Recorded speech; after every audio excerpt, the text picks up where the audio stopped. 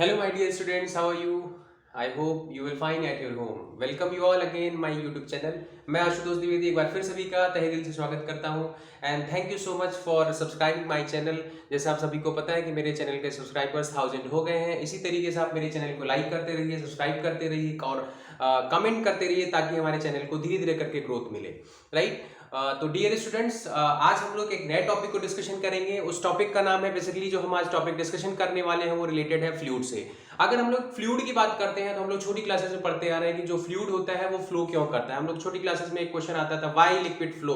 तो हम लोग उसका क्या कहते थे कि जो हमारे पास लिक्विड होता है उसके जो पार्टिकल्स होते हैं वो टाइटली बाउंडेड नहीं होते हैं, इसलिए वो धीरे धीरे करके अगर हम लोग कहीं पे छोड़ देते हैं तो वो फ्लो करता है। दैट्स वाई हम लोग कहते थे कि अगर मैटर फ्लूइड के फॉर्म में है तो उसमें क्या होता था, ना उसका शेप फिक्स होता था, ना उसका जो शेप एंड साइज की अगर हम लोग बात करते थे वो फिक्स नहीं होता था। लेकिन फिक्स क्या होता है बच्चों, उसकी वॉल्यूम की बात करते हैं तो वॉल्यूम हमारा फिक्स रहता है। जैसे आप अगर एक छोटे से एग्जांपल को लेके चलें कि अगर हम वॉल्यूम की बात करते हैं कि अगर अमूल का दूध आप परचेज करने जाते हैं, मिल्क परचेज करते हैं बच्चों, तो जो पैकेट आप 1 kg का लेके आते हैं, 1 लीटर लेके आते हैं, तो घर में क्या होता है 1 लीटर ही निकलता है, वो चेंज नहीं होता है। बट इसका कोई फिक्स शेप नहीं होता है। आप किसी बाउल में डाल देंगे तो उसका शेप ले लेगा, ग्लास में डाल देंगे तो उसका शेप ले लेता है, राइट। तो उसी टॉपिक से रिलेटेड एक टॉपिक है जो लिक्विड पे डिपेंड है, उसको आज हम लोग देखेंगे कि बेसिकली जो लिक्विड की प्रॉपर्टीज होती हैं वो हम लोग कैसे देखेंगे। तो बेसिकली जो चैप्टर का नेम है वो बच्चों क्या है, mechanical properties of fluids. Class 11th के लिए है, मोस्ट इंपॉर्टेंट टॉपिक है। इससे पहले बहुत सारे प्रिंसिपल साइंटिस्ट के अकॉर्डिंग दिए गए। आज जो हम लोग डिस्कशन करेंगे वो बर्नौलीज प्रिंसिपल। इससे पहले बच्चों आपको पता होगा कि पास्कल एक साइंटिस्ट थे। पास्कल लॉ की अगर हम लोग बात करते हैं तो पास्कल ने क्या बताया कि अगर हम लोग किसी लिक्विड की बात करते हैं कि अगर वो किसी बाउल में रखा हुआ है तो जो लिक्विड प्रेशर एक्सर्ट करता है वो सारे डायरेक्शन में और सेम होता है। तो कहते हैं कि liquid apply pressure all in all directions, right. तो अगर हम लोग बर्नौलीज प्रिंसिपल की बात करते हैं बच्चों, तो इसमें क्या कहता है कि मान लीजिए हमारे पास कोई एक पाइप है, उसमें अगर जो उसका एरिया होता है अगर वो हम लोग चेंज कर देते हैं तो हमें ये देखना है कि किसी भी पॉइंट पे अगर हम लोग एनर्जी की बात करते हैं, सपोज करिए हम लोग प्रेशर एनर्जी की बात करते हैं, काइनेटिक एनर्जी की बात करते हैं, पोटेंशियल एनर्जी की बात करते हैं, तो at each and every point the sum of pressure energy, kinetic energy as well as potential energy, ये जो इनका सम होगा that will be constant, right. तो आज हम लोग उसको प्रूव करके देखते हैं। तो बच्चों जो हमारे पास बर्नौलीज प्रिंसिपल है, इसका अगर हम लोग स्टेटमेंट की बात करते हैं तो क्या कहता है, the sum of pressure energy plus जो काइनेटिक एनर्जी की हम लोग बात करते हैं तो इसमें हम लोग लिखते हैं half rho B square plus potential energy की हम लोग बात करते हैं तो उसको आता है row G H, that will be constant. ठीक है बच्चों, तो बर्नौलीज प्रिंसिपल ने क्या बताया कि अगर हम किसी भी पाथ की अगर हम लोग बात करते हैं, स्ट्रीमलाइन फ्लो होना चाहिए, नॉन कंप्रेसिबल होना चाहिए। अगर कोई फ्लूइड की हम लोग बात कर रहे हैं तो यहाँ पे कंप्रेसिबल नहीं होना चाहिए जो लिक्विड है, नॉन विस्कस होना चाहिए, जो हमारे पास लेयर्स के बीच में जो विस्कस फोर्स लगता है वो यहाँ पे 0 होना चाहिए। अगर वो सारी कंडीशंस होती हैं तो हम लोग क्या कहते हैं कि जो प्रेशर एनर्जी है, काइनेटिक एनर्जी है, पोटेंशियल एनर्जी है, अगर इनको हम सम अप करते हैं तो each and every point that will be constant, right. चलिए हम लोग उसको प्रूफ करके देखते हैं। तो बच्चों इसमें सिंपल से क्या करना है कि अगर हम लोग डायग्राम की बात करते हैं कि उसमें हमने एक तरीके का एक फ्लो ले लिया जिसमें हमने जो इसका एरिया होता है उसको हमने डिफरेंट रखा, चेंज किया है इस तरीके से अगर हम लोग बात करते हैं। और इसमें बच्चों जो मोस्ट इंपॉर्टेंट चीज है कि आपको क्या ध्यान रखना है कि हमें ग्रेविटी के इफेक्ट को भी कंसीडर करना है। पास्कल लॉ की अगर हम लोग बात कर रहे थे इससे प्रीवियस जो आपका टॉपिक है तो उसमें पास्कल ने क्या बताया कि we have to ignore the effect of gravity. Gravity के इफेक्ट को इग्नोर किया उन्होंने। अब अगर बच्चों ग्रेविटी के इफेक्ट को इग्नोर करते हैं तो आपको ध्यान रखना है कि बेसिकली हमारे पास 2 पॉइंट अगर मानते हैं तो P1 will be equal to P2। और ग्रेविटी को हम कंसीडर करते हैं तो आपको जो G है, ग्रेविटेशनल एक्सीलरेशन जिसको आप लोग बोलते हैं, तो उसको हम लोग लेके चलेंगे। तो यहाँ पे आपको ग्रेविटी के इफेक्ट को कंसीडर करना है। Let's suppose the area of this point will be A1। यहाँ पे अगर हम लोग बात करते हैं तो यहाँ पे A2 हो जाएगा। अगर हम लोग यहाँ प्रेशर की बात करते हैं तो P1 हो जाएगा, यहाँ का जो प्रेशर होगा वो P2 हो गया। यहाँ जो हमारे पास लिक्विड जा रहा है, लिक्विड बच्चों इस तरीके से फ्लो करेगा, तो हमें इस लिक्विड की जो एनर्जी होगी वो हम अगर किसी भी पॉइंट पे निकालना चाहें तो ये जो एनर्जी होगी that will be constant, right. तो हमें ये ध्यान रखना है कि मान लीजिए जो हमारे पास इनलेट वाटर है इसकी वेलोसिटी हमने v1 मान लिया और यहाँ जो आउटलेट वाटर है इसकी वेलोसिटी हमने क्या मान लिया, v2 मान लिया। अब आपको ये दिखाई दे रहा है कि यहाँ का जो एरिया है वो a1 है, यहाँ का एरिया a2 है, यहाँ का एरिया ज्यादा है तो यहाँ पे वेलोसिटी कम होगी। यहाँ अगर हम लोग बात करते हैं तो यहाँ पे आपने उसको कंप्रेस कर दिया, जो हमारा इसका साइज उसको आपने अगर हम कंप्रेस करते हैं होल को तो इसका एरिया रिड्यूस हो जाएगा। अगर एरिया रिड्यूस होगा तो इसकी वेलोसिटी जो होगी वो इंक्रीज कर जाएगी। अब बच्चों आपको पता है कि कॉन्टिन्यूटी थ्योरम, इससे पहले हमें ध्यान है a1v1 equal to a2v2, this is known as continuity theorem.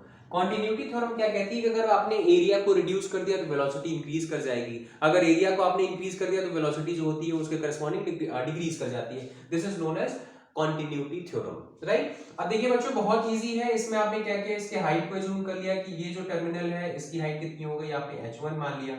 यहाँ अगर हम लोग बात करते हैं तो इसकी हाइट आपने क्या मान लिया कि हमारा h2 है, राइट। बच्चों आपको ध्यान से देखना है, पूरा वीडियो देखना है। तो आप कभी भी अगर बर्नौलीज प्रिंसिपल आता है प्रूफ करने के लिए, बर्नौलीज थ्योरम प्रूफ करने के लिए आता है तो आप उसको बहुत इजी वे में एक्सप्लेन कर सकते हैं, बहुत आसानी से आपको समझ में आएगा। So I am requesting all of you to watch carefully up till last. देखिए बच्चों अब अगर हम लोग बात करते हैं तो आपको सिर्फ तीन चीजें कैलकुलेट करनी है। टोटल नेट वर्क डन की आपको बात करनी है, टोटल वर्क डन कितना होगा, टोटल काइनेटिक एनर्जी कितनी होगी और नेट पोटेंशियल एनर्जी कितनी होगी। अब बच्चों अगर हम लोग मानते हैं कि हमारा टर्मिनल कितना है x और यहाँ हम लोग बात करते हैं कि यहाँ टर्मिनल हमारा क्या हो गया y। अब you have to calculate at x net work done, net kinetic energy, net potential energy, right. अब अगर हम लोग बात करते हैं कि x पॉइंट पे जो नेट वर्क डन कितना होगा, तो वर्क डन एट x, अगर x पॉइंट पे आपको वर्क डन निकालना है, x पॉइंट पे वर्क डन निकालना है तो बच्चों सिंपल सा वर्क डन का फॉर्मूला क्या होता है कि W equal to force into displacement. Force की अगर हम लोग बात करते हैं बच्चों तो फोर्स आप कैसे कैलकुलेट करते हैं, तो हमारे पास फोर्स का फॉर्मूला आपको पता है कि फोर्स इक्वल टू क्या होता है। अगर हम लोग फोर्स की बात करते हैं तो फोर्स इक्वल टू होता है pressure into area, pressure into area. अगर हम लोग इसकी बात करते हैं तो यहाँ पे क्या हो जाएगा, जो x पॉइंट बात कर रहे हैं तो x पॉइंट पे प्रेशर कितना है P1, यहाँ का एरिया कितना है A1।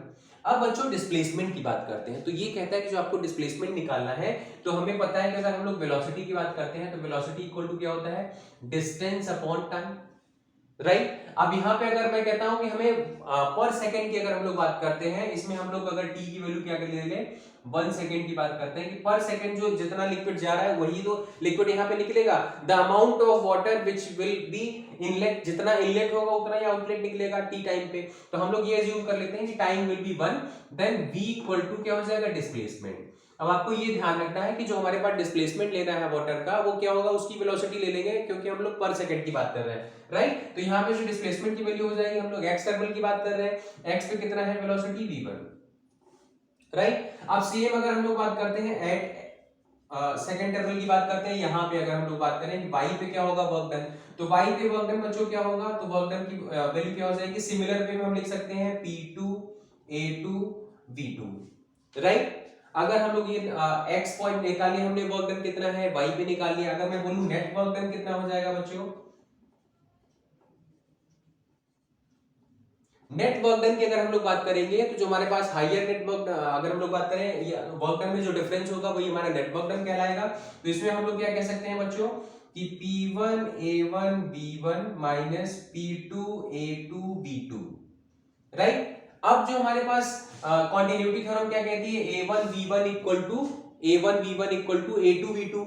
अब अगर इसको बच्चों ध्यान से देखिए तो ये हमारा क्या है, एरिया, और ये क्या है, अगर हम वेलोसिटी की बात करते हैं दैट विल बी डिस्प्लेसमेंट। इसका मतलब ये क्या है, वॉल्यूम, ये क्या है हमारे पास, वॉल्यूम। अगर हम लोग इसको वॉल्यूम मान के चलते हैं तो इस चीज को हम लोग क्या लिख सकते हैं बच्चों, इसको हम लोग क्या लिख सकते हैं, मास अपॉन डेंसिटी।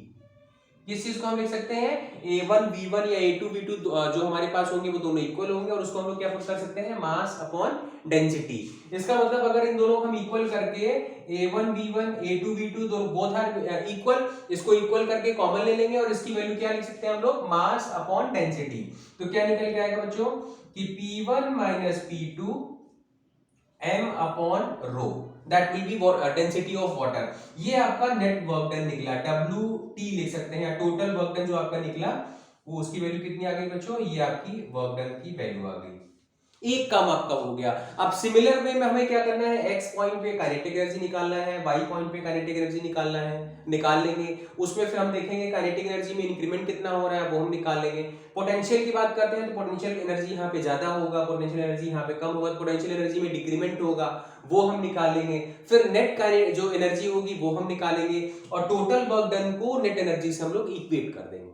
टोटल जो आपके पास नेट वर्क डन आया है इसको हम लोग क्या करेंगे, उससे इक्वेट कर देंगे तो एक वैल्यू मिल जाएगी। सपोज करिए इसको इक्वेशन नंबर 1 दे दिया मैंने, राइट। अब हम लोग बात करेंगे कि अगर हम लोग आगे देखते हैं सेकंड इक्वेशन की, तो हमारे पास काइनेटिक एनर्जी की हम लोग बात करते हैं। Kinetic energy at x point पे काइनेटिक एनर्जी क्या होगी बच्चों, तो जरा देखिए कि काइनेटिक एनर्जी की वैल्यू क्या हो गई एक्स पॉइंट पे, तो आप हाफ एम वी स्क्वायर रखते हैं तो क्या निकल के आएगा, half M V square. Mass same होगा, वेलोसिटी चेंज होगी, इसको आपने v1 दे दिया। अगर हम लोग काइनेटिक एनर्जी किस पे निकालते हैं, y पे, तो y पे क्या वैल्यू हो जाएगी, 1/2 mv2 स्क्वायर। नेट एनर्जी की अगर हम लोग बात करते हैं, नेट काइनेटिक एनर्जी, तो क्या हो जाएगा बच्चों, सेकंड ग्रेटर होगा, फर्स्ट लोअर होगा, तो इसको आप माइनस कर सकते हैं। तो 1/2 m आपने कॉमन ले लिया, v2 square minus v1 square, right. अब देखिए सेकंड केस आपका आ गया। पहले आपने क्या निकाला, नेट काइनेटिक एनर्जी निकाल लिया। सेकंड पॉइंट आपने क्या किया कि हमने वर्क डन निकाल लिया। अब आपका बचा पोटेंशियल एनर्जी। सिमिलर वे में हम लोग पोटेंशियल निकाल सकते हैं, एक्स पॉइंट पे क्या होगा, वाई पॉइंट पे क्या होगा। अब देखिए सेकंड इक्वेशन आपकी ये आ गई। अब बच्चों हमें क्या निकालना है, पोटेंशियल एनर्जी निकालना है। पोटेंशियल एनर्जी की अगर हम लोग बात करते हैं, पोटेंशियल एनर्जी एट एक्स, बताइए क्या होगा, mgh होता है, mgh की जगह क्या हो जाएगा, h1। अगर मैं बात करता हूं एट x, दूसरा पॉइंट हमारा क्या है, y भी बताइए क्या होगा, तो यहाँ पे हो जाएगा mgh2 हो जाएगा। अगर हम लोग नेट की बात करते हैं तो h1 माइनस h2 हो जाएगा। तो नेट पोटेंशियल की बात करिए, नेट पीई क्या हो जाएगा बच्चों, mg तो कॉमन हो जाएगा और यहाँ क्या हो जाएगा, h1 माइनस h2। अब बच्चों ये हमारे पास थर्ड इक्वेशन आ गई। नेट पोटेंशियल एनर्जी आपने निकाल लिया, नेट काइनेटिक एनर्जी निकाल लिया, नेट वर्क डन निकाल लिया। अब आपको क्या करना है, काइनेटिक एनर्जी की अगर हम लोग बात करते हैं तो काइनेटिक एनर्जी क्या हो रहा है, धीरे धीरे इंक्रीमेंट हो रहा है, बट पोटेंशियल एनर्जी में क्या हो रहा है, डिक्रीमेंट हो रहा है। तो नेट अगर एनर्जी की हम लोग बात करते हैं कि कितनी एनर्जी हमारी इंक्रीज हो रही है, जो एनर्जी में इंक्रीमेंट होगा that will equal to net work done. अब यहां से देखें तो हमारे पास जो काइनेटिक एनर्जी है उसको अगर हम लोग इसमें माइनस कर देते हैं, क्योंकि ये डिक्रीज हो रहा है, तो नेट इंक्रीज जो एनर्जी होगा, एनर्जी में कितना इंक्रीमेंट हुआ that will equal to net work done. इसको हम लोग इक्वेट कर देंगे तो सीधी सीधी वैल्यू आ जाएगी। चलिए मैं निकालता हूं, इसको मैं रब कर देता हूं, आप पॉज करके इसको आप नोट कर सकते हैं बच्चों। इंपॉर्टेंट थ्योरम है, बहुत इजी वे में एक्सप्लेन कर रहे हैं। अब देखिए अगर हम लोग बात करते हैं net energy increment, net energy increment की बात करेंगे बच्चों, तो काइनेटिक एनर्जी हमारी इंक्रीज कर रही है, पोटेंशियल एनर्जी डिक्रीज कर रही है, तो इनको अगर हम लोग माइनस कर देंगे तो एनर्जी में जो इंक्रीमेंट हो रहा है वो हम निकाल सकते हैं और उसको हम किससे इक्वेट कर सकते हैं, net energy increment equal to net work done.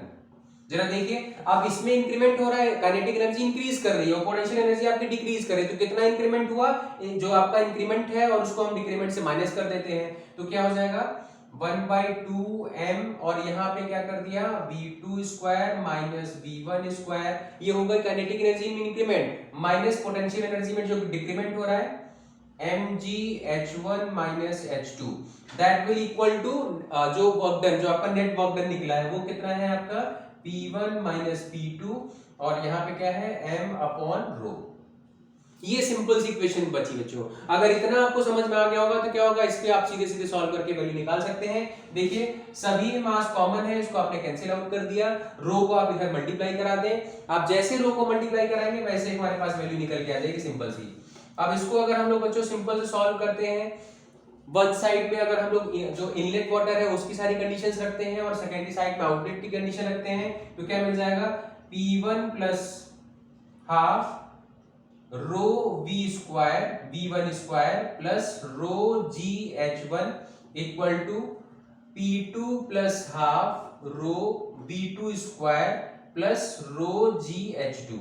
अब देखिए ये इनलेट साइड की बात हो रही है, आउटलेट साइड की बात, उसको आप सिंपल से सॉल्व करेंगे तो ये वैल्यू निकल के आ जाएगी। या इन जनरल हम लोग क्या लिख सकते हैं बच्चों, P plus half rho V square plus rho G H will be constant.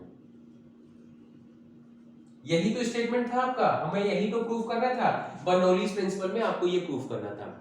Basically एक बार बच्चों मैं फिर से रिवाइज करता हूं। बर्नौलीज प्रिंसिपल ने क्या बोला कि अगर हम लोग किसी फ्लो की बात करते हैं, अगर हमारा वाटर फ्लो करता है तो किसी भी पॉइंट पे आपको तीन चीजें निकालनी है। क्या क्या निकालना है? जो पावर एनर्जी निकालनी है, काइनेटिक एनर्जी निकालना है, और जो उसकी पोटेंशियल एनर्जी होगी। किसी भी पॉइंट पे अगर आप निकालते हैं तो इनका जो टोटल सम होगा दैट विल बी कांस्टेंट। तो हमने एक छोटी सी हमने फ्लो बनाया, उसमें हमने डिफरेंट डिफरेंट एरियाज ले लिए। इसका A1 हो गया, इसका A2 हो गया, और हमने प्रेशर ले लिया डिफरेंट कि इसका P1 है, इसका P2 है। तो कॉन्टिन्यूटी थ्योरम क्या कहती है? A1 B1 equal to A2 B2। इसके यूज करके हम लोगों ने क्या किया, आपको ध्यान रखना है कि यहाँ पे आपको जो ग्रेविटी का इफेक्ट है उसको कंसीडर करके चलना है। अगर हम पास्कल की लॉ की बात करते हैं तो पास्कल लॉ ने सिंपल सा बताया था कि अगर हम लोग ग्रेविटी को इग्नोर करते हैं then P1 equal to P2 हो जाएगा। तो उसके अकॉर्डिंग हम लोग सिंपल से इसको प्रूफ कर सकते हैं, राइट। तो बहुत इजी एक्सप्लेनेशन है बच्चों, आप इसको पॉज करके आप देख सकते हैं, अपनी कॉपी में नोट कर सकते हैं। एक सिंपल वे में आप अगर बर्नौलीज प्रिंसिपल को देखना है तो आप इस वीडियो को देखेंगे तो आपको आसानी से समझ में आ जाएगा।